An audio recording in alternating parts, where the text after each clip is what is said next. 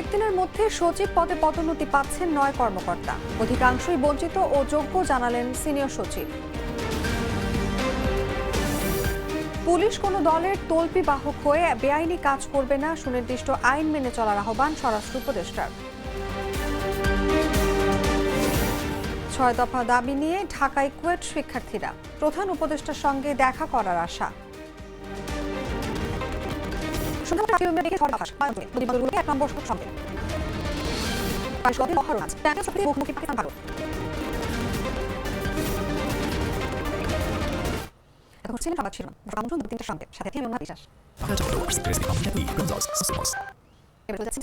আগামী কয়েকদিনের মধ্যে আরো 9 কর্মকর্তা সচিব পদে পদোন্নতি হতে বলে জানিয়েছেন সরকার মন্ত্রণালয়ের সচিব মোহাম্মদ মিসুফ রহমান। রোববার সকালে সাংবাদিক সঙ্গে আলাপ করেন তিনি। সিনিয়র সচিব জানান 4টি এসএসপি টিমে 12 জন সচিবকে বাছাই করা হয়েছে, যারা সচিব বলছেন তারা অধিকাংশই বঞ্চিত ও যোগ্য। কেউই ত্রুটি ভিত্তিক না, সবাই চাকরির ভেতর থেকে সচিব হচ্ছেন বলে জানান তিনি। এছাড়াও সিনিয়র সচিব জানান 2014 ও 18 সালে নির্বাচনের দায়িত্ব পালন করা সব জেলা প্রশাসককে ওএসটি এবং মাধ্যমিক অবসরে যাচ্ছেন, তাদের মধ্যে যাদের বিরুদ্ধে আর্টিকেল 1 করেছে শুধুমাত্র তাদের বিরুদ্ধে মামলা হবে। পুলিশ দলের তুলপাক হয়ে ছোটা বলে জানিয়েছেন স্বরাষ্ট্র উপদেষ্টা লেফটেন্যান্ট জেনারেল মোহাম্মদ জাহাঙ্গীর আলম চৌধুরী। বলেন, প্রশাসনের কর্মচারী হিসেবে বাংলাদেশ পুলিশ রাষ্ট্রের সব নাগরিকের শারীরিক নিরাপত্তা ও আইনের শাসন প্রতিষ্ঠায় নিরলসভাবে কাজ করবে। সরকারি বাংলাদেশ পুলিশ একাডেমি শাখা রাজশাহী 40 বিশেষ পুলিশ শাখার শিক্ষান্ত সরকারি পুলিশ সুপারের প্রশিক্ষণ সহ নির্বাচন প্রধানমন্ত্রী বক্তব্যে এই কথা বলেন তিনি। এসব বাংলাদেশ পুলিশ প্রশাসনের সাথে কর্মচারী উল্লেখ করে সুনির্দিষ্ট আইন মেনে চলার আহ্বান জানান স্বরাষ্ট্র উপদেষ্টা। এই 40 বিশেষ পুলিশ শাখার শিক্ষানবিশ সরকারি পুলিশ সুপারদের প্রশিক্ষণ সমাপনী কাজ পরিদর্শন করেন তিনি।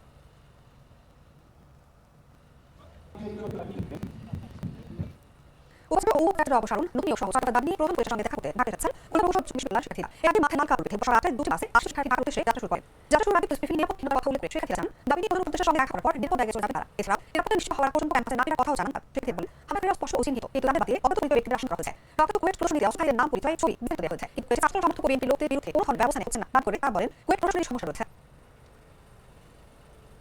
বাংলাদেশ সলিড উন্নয়ন কর্পোরেশনের নতুন ব্যবস্থাপনা পরিচালক মাসুদ রহমান তানির নিয়োগ পাত্রের দাবিতে বিক্ষোভ করছেন প্রযোজক পরিচালক শিল্পী কুশলীরা। রোববার ম্যাট্রোতে এফটিসির সামনে অবস্থান পরিবার শুরু করে বৈষম্যহীন আলোচিত স্বাক্ষর সমাবেশ করেন। এর মধ্যে দ্রুত মাসুদ রহমান বাতিল করে যোগ্য ব্যক্তির নিয়োগ দাবি জানান।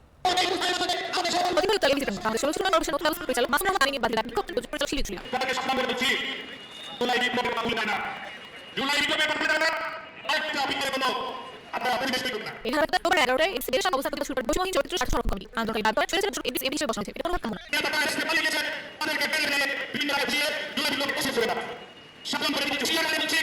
এই প্রতিবেদনে পুলিশের মাটি পুলিশ করে দুপুর নিয়োগ দাবি করার সঙ্গে মাসুদ রহমানকে নাশকতা প্রতি মাস অফিস সবাই এই প্রতিবেদন স্থল থাকবে জানান আন্দোলন।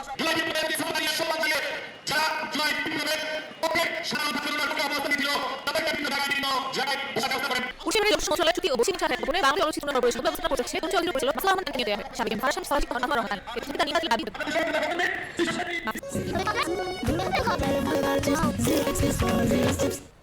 ছড়ার মধ্যে বৃষ্টি নয় সন্দেহ হাওয়া সহ বৃষ্টি বা বজ্র সদৃশ হতে পারে বলে জানিয়েছে আবহাওয়া অধিদপ্তর। একসঙ্গে আসে সব দিকে বৃষ্টির আকাশ দিচ্ছে আবহাওয়া অফিস। 6 থেকে 6 পর্যন্ত দেশের উত্তর নদী বন্দরের জন্য আবহাওয়া পূর্বাভাস শুরু হয়। রাজশাহী, পাবনা, বগুড়া, রংপুর, টাঙ্গাইল, ঢাকা, কুমিল্লা ও সিলেট অঞ্চলগুলোতে পশ্চিম উত্তর-পশ্চিম দিক থেকে ঘন্টায় 45 থেকে 60 কিলোমিটার বেগে বৃষ্টি বা বজ্র বৃষ্টি সহ অস্থায়ী হাতে দমকা ও ঝোড়ো হাওয়া বইতে পারে। এসব নদী বন্দরগুলোকে 1 নম্বর সতর্ক থাকতে বলা হয়েছে।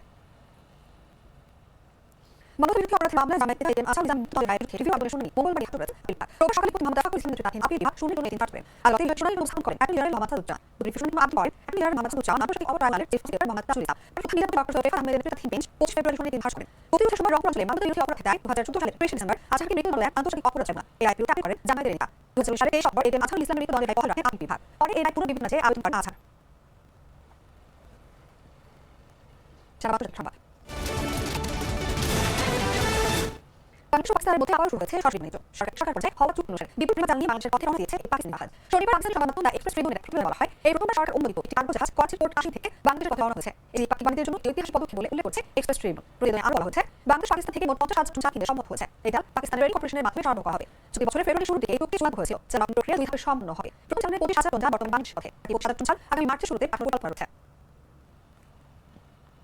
ফিলিস্তিনি সশস্ত্র গোষ্ঠী হামাস আরও 6 ইসরায়েলি মুক্তি দিলেও বিনিময়ে 6 শতাধিক ফিলিস্তিনি বন্দীর মুক্তি আটকে দিয়েছে ইসরায়েল। ইসরায়েলের সিদ্ধান্ত গাজার জন্য যুদ্ধবিরতি চুক্তির জন্য একটি বড় ধাপ হিসেবে দেখা হচ্ছে। কিন্তু সরকার বলছে ফিলিস্তিনি বন্দীর মুক্তি অনির্দিষ্টকালের জন্য স্থগিত করেছে। ইসরায়েল মুসলিম নেতানিয়াহুর এই পদক্ষেপে প্রোগ্রাম বিলম্ব এবং যুদ্ধবিরতি চুক্তি স্পষ্ট লঙ্ঘন বলে অভিহিত করেছে হামাস। নেতানিয়াহু জানিয়েছেন, ফিলিস্তিনি বন্দীদের মুক্তির বিবাদী স্থগিত থাকবে যতক্ষণ না হামাস পরবর্তী পর্যায়ে তিনি মুক্তি নিশ্চিত করে। তিনি বলেন, হামাস প্রতি সপ্তাহে যে অপমান অনুষ্ঠান আয়োজন করে তা ছাড়িয়ে দিতে হবে। সংবাদ শেষ করব খেলার খবর নিয়ে। মুখোমুখি হবে চির প্রতিদ্বন্দ্বী দল ভারত পাকিস্তান। দুবাই আন্তর্জাতিক ক্রিকেট স্টেডিয়ামে 3টায় ম্যাচ করাবে ম্যাচে। ভারত প্রথম ম্যাচে কিছুটা স্বস্তি থাকলেও নিজেদের কাছে হেরে আসর শুরু করে পাকিস্তান আছে প্রবল চাপে। পরিসংখ্যান বলছে শেষ চ্যাম্পিয়ন কাশ্মীর ছিল পাকিস্তানের। আজকে ম্যাচে বিশেষ সুযোগ ধরে রাখতে পারবে পাকিস্তান। আর একটা ম্যাচ বাকি কিছু না লড়াই 28 টিকের কথা সামনে সময় দিকে সিরিজ না খেলে আসলে দুই দুই দেশ পয়সা শুরু করতে হয় এবার চ্যাম্পিয়ন্স ট্রফি মুখোমুখি ছিল এই দুটো আর প্রথমে ম্যাচ জিতে সুস্থ ছিল নিউজিল্যান্ড থেকে রেশো শুরু পাকিস্তানকে প্রথমে সঙ্গে বিজয়ীদের বিশ্বাস থাকে দুটো ম্যাচ জিতে ম্যাচ জিতে ওভার ম্যাচ লড়াই কারণ এই হলে পরবর্তী রান দিতে ওর সঙ্গে সামনে সব ভাবতে পারলেও পান্ডে মুখোমুখি লড়াই পাকিস্তান এক পক্ষ লড়াই তার জিতে ম্যাচ আর দিতে সাধারণ হাজার স্কোর হয়নি অবশ্যই পাক সিরিজে এটা খাটো আসিস আসছে করে ভালো অনেক পিছিয়ে মানে বিশ্ব পরিচিত তুমি এগুলো হচ্ছে আর এমনি 10 বিজয় ছাড় পাকিস্তান জিতে তিনবার সেই দিন ওটা সঙ্গে এই আসলে ভারত দল তবে সেটা হচ্ছে ভাগ এক ওয়ানডে বিজয় আসলে 8 দেখা করবে জয়ের নাম আর 2010 থেকে তিসার বিশ্বকাপ খেলে রোহিত থেকে 2008 থেকে রান মানে তো আর একটা রয়েছে পাকিস্তান এদিকে 2023 থেকে আজাদ দেখা পাকিস্তান পাকিস্তান তবে কেন সবথেকে জোর সর্বশেষ এক সিরিয়াস পাকিস্তান 17 সালে যেহেতু ফাইনালে ভারত হারিয়ে শুরু করেছিল প্রথম আছে ম্যাচ কি শেষ হচ্ছে পুরো পাকিস্তান আব্দুল্লাহ আবু সবাই শুরু নিয়েছেন দুটোর মধ্যে সচিব পদ পাচ্ছেন মাইক্রোকর্তা এবং পাশে ও চোখে জানলেন সচিব বিশ্বভাবে প্রতিপক্ষ এই রায় করে না দীপান আহ্বান করা শুরু স্যার সরকারি ঢাকায় বসে প্রধান পরিষদ ডাক করা আসা সরকার কিন্তু রেডি হয় রাখা সহজ নয় গ্রুপে একদম সত্য করে বাই সতে বড় মাছ একটা সবই মুখোমুখি আনসান ভালো ডক্টর বাটনান তে করতে নির্বাচনে এসে থাক তুমি সর্বশেষ সমাধান ফিজিক্যাল যেমন use for corporate delivery system এবং কাজ যেমন ডেলিভারি ধন্যবাদ প্রশ্ন থাকবে